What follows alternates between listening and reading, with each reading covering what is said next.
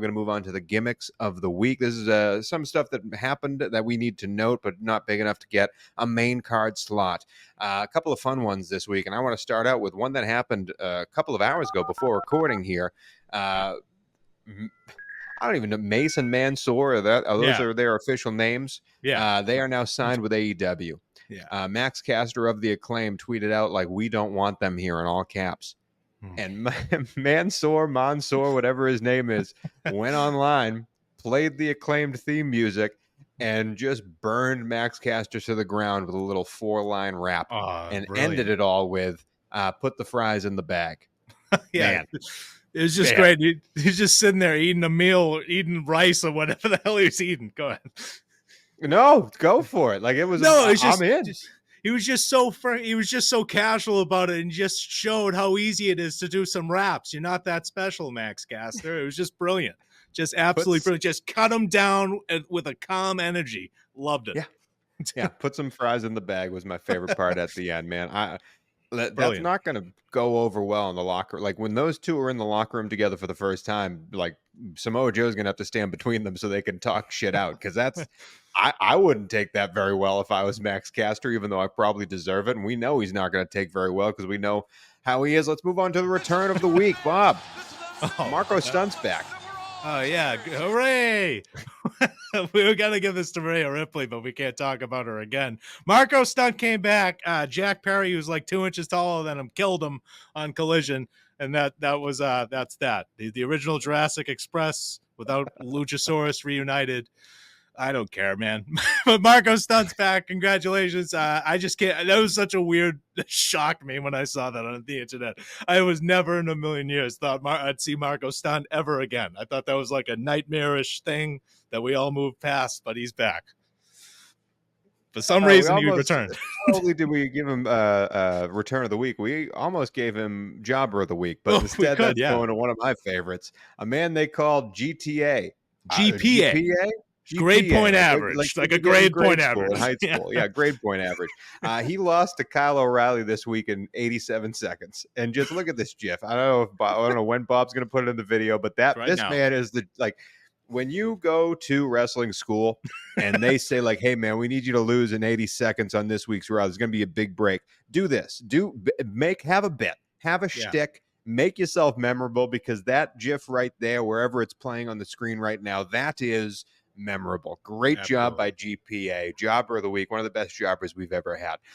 Get well soon of the week. Not to take this on a down note here, but Bob, we got a couple of get well soon. Yeah, Tyler Bate of the New Catch Republic with Pete Dunne. Torres Peck will be out for months on end, but he's a much younger guy. Maybe we'll be back in 3 months. Who knows? But Tyler Bate, get well soon. Incredible wrestler. I don't even in NXT UK had some great matches with Dunne and Gunther when he was known as Walter back in the day. Great wrestler. Get well soon.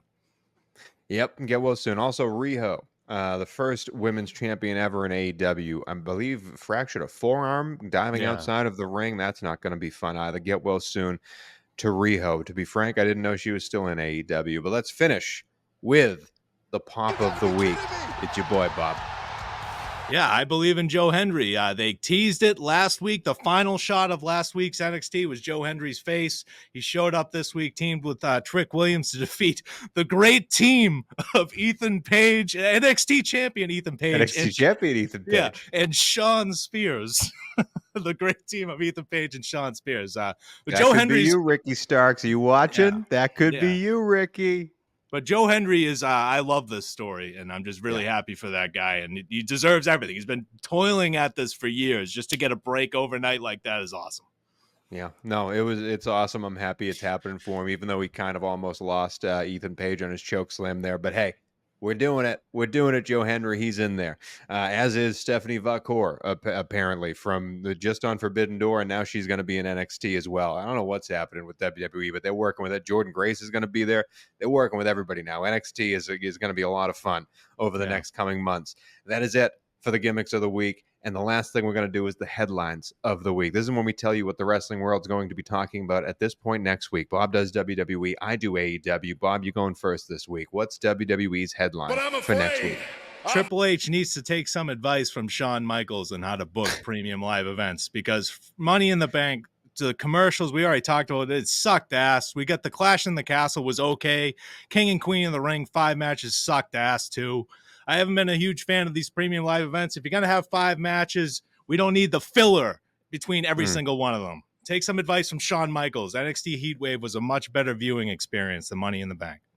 Again, not just the headline, but the whole article by Mr. Robert Lentini. Let's move on to AEW. My headline of the week is, at this time next week, boy, oh boy, we're building the MJF versus Will Ospreay in London.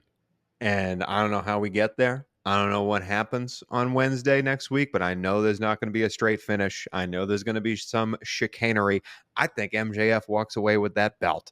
But I think we are building towards MJF and Will Ospreay in London.